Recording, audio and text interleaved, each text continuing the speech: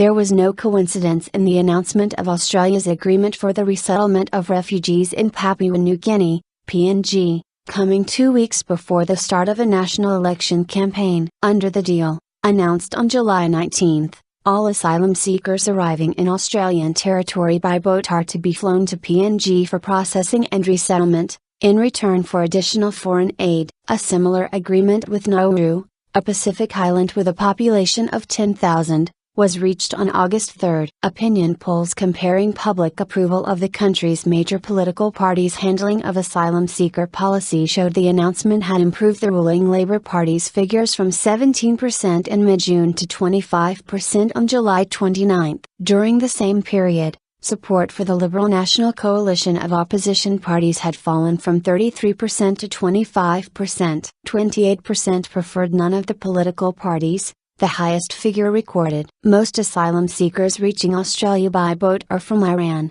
Sri Lanka and Afghanistan, travelling from Indonesia or Malaysia. This is reflected in detention numbers: 2,401 Iranians, 1,368 Sri Lankans and 1,117 Afghans, as of May 31 this year, including 1,052 children from those three countries. The journey costs up to $10,000 and 90% of those arriving in Australia are found to be refugees. After an initial flurry of arrivals in the days following the announcement, Tony Burke, Australia's immigration minister, said this month that the deterrent was working. "We have widespread examples on the ground, in Indonesia, of people asking for their money back from people smugglers," he told journalists. "There is no doubt that the message is getting through." Contentious plan. The issue is a contentious one in PNG and the opposition has launched legal action against the deal. Papua New Guineans will most likely revolt and be unfriendly to refugees if they are resettled in big numbers,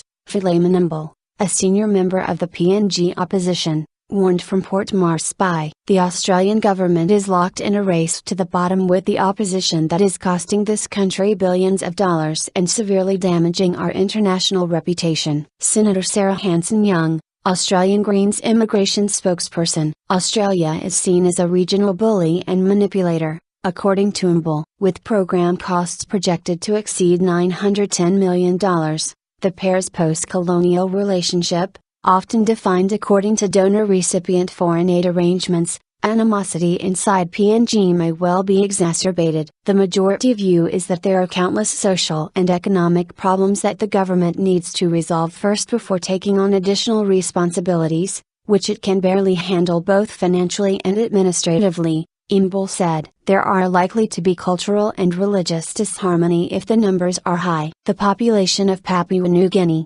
which gained independence from Australia in 1975, is made up of hundreds of tribal groups, with most people dependent on subsistence farming. Despite avoiding economic downturn following the global financial crisis, many Australians remain anxious about their economic well-being, even though the country has enjoyed annual GDP growth each year since 1991. The paradox of economic prosperity and indifferent attitudes towards those seeking humanitarian assistance is evident in opinion polls, released on August 13, which show the economy as a top concern for voters, 30%. The figure is marginally ahead of immigration and asylum seekers, which scored 28% as the second highest issue of concern. Partisan plans. The Labour Party has struggled to reconcile its progressive traditions with the reality of the contemporary electorate. When Prime Minister Kevin Rudd brought 11 years of Conservative government to an end in 2007, his administration was elected on a platform of reforms. John Howard,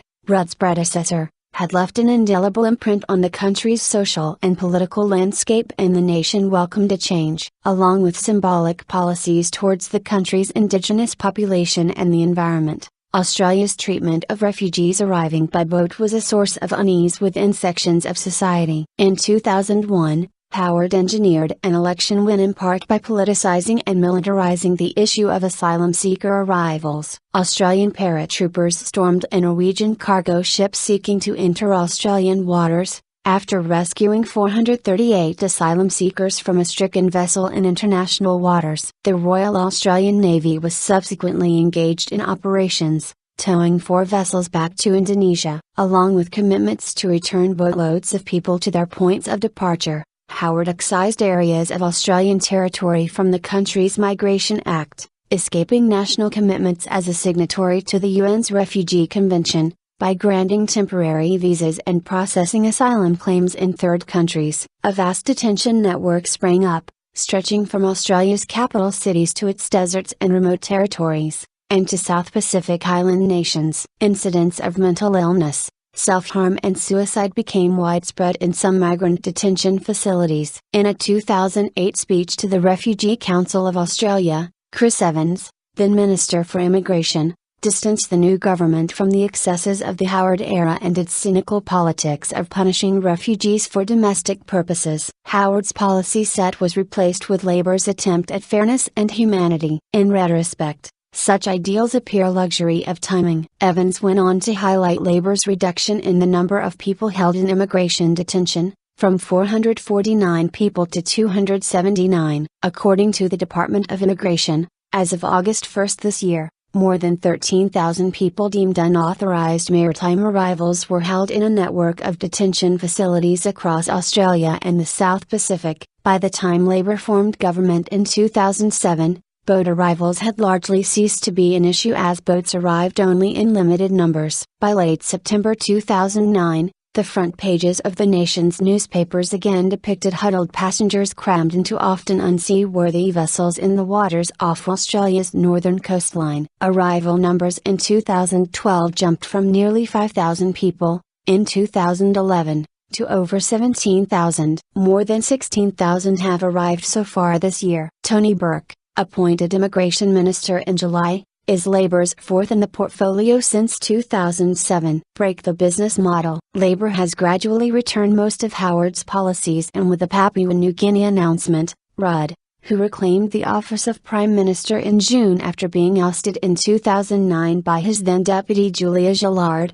has sought to outmaneuver his political opponents by moving the policy framework beyond their proposals. The Australian government is locked in a race to the bottom with the opposition that is costing this country billions of dollars and severely damaging our international reputation. Australian Greens immigration spokesperson Senator Sarah Hanson-Young told Al Jazeera, "These policies are an attack on Australia's generous heart, but both of the old parties in Australia appear to have decided that there are votes in cruelty." Public discourse around the issue is reduced to slogans repeated ad nauseam from opposition leader Tony Abbott's "Stop the Boats" to Rudd's "Breaking the People Smugglers" business model. Abbott, whose Liberal National Coalition has been under fire over its costings, announced on August 16 that asylum seekers arriving by boat and found to be refugees would be denied permanent settlement and working rights. Those having their asylum claims rejected would receive no right of appeal. "The essential point is, this is our country and we determine who comes here," he said. This follows Abbott's proposed Operation Sovereign Borders,